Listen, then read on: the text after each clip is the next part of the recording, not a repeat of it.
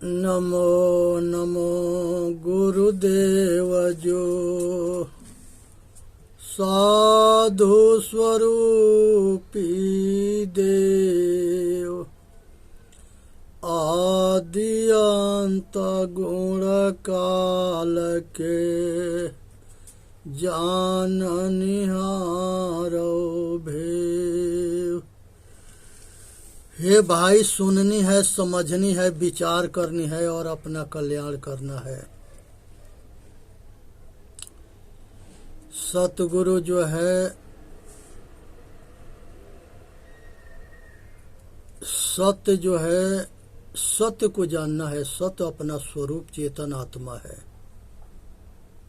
और ये चेतन आत्मा तीनों काल में एक जैसे रहता है। बाल्य अवस्था में, कुमार अवस्था में, जवानी अवस्था में, बुढ़ापा अवस्था में। जब ये आता है तो ये शरीर जिंदा होता है, चलयमान होता है, और जब जाता है तो ये शरीर मुर्दा होता है, मिट्टी पड़ा रहता है। ये जो आता जाता है, इसी के ज्ञान करना ही परमात्मा के ज्ञान है। यही परमात्मा है। इसी बात को समझने के लिए हमारे संसार के सारे ग्रंथ बनाए गए, संसार के सारे मजहब बनाए गए। आज सारा महापुरुष अपने आप के जान करके आज जन्म मरण के चक्कर से छूटे, सब साधन भजन करके। वही काम हम लोगों के करना है।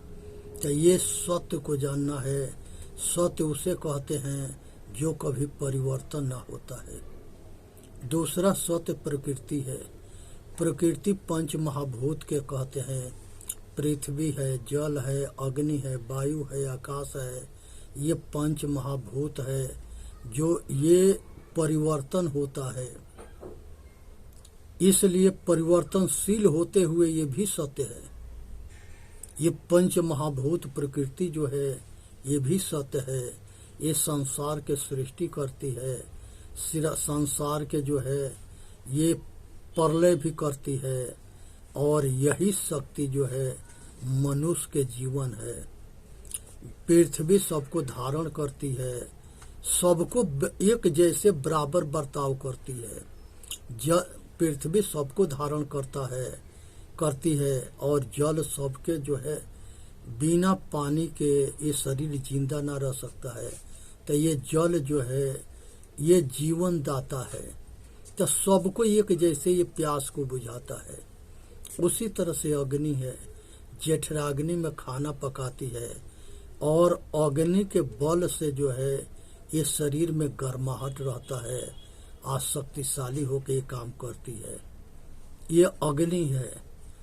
और वायु जो है ये अग्नि के सहायक है।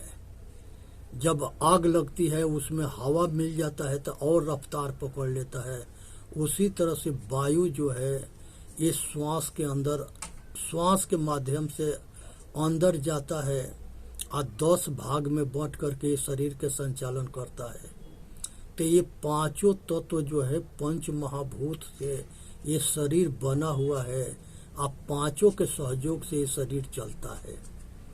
फिर जब ये जिसमें चेतन जब निकल जाता है तो ये पांचों तत्व में मिल जाता है। तो इसको समझना चाहिए। चित जल पावक गगन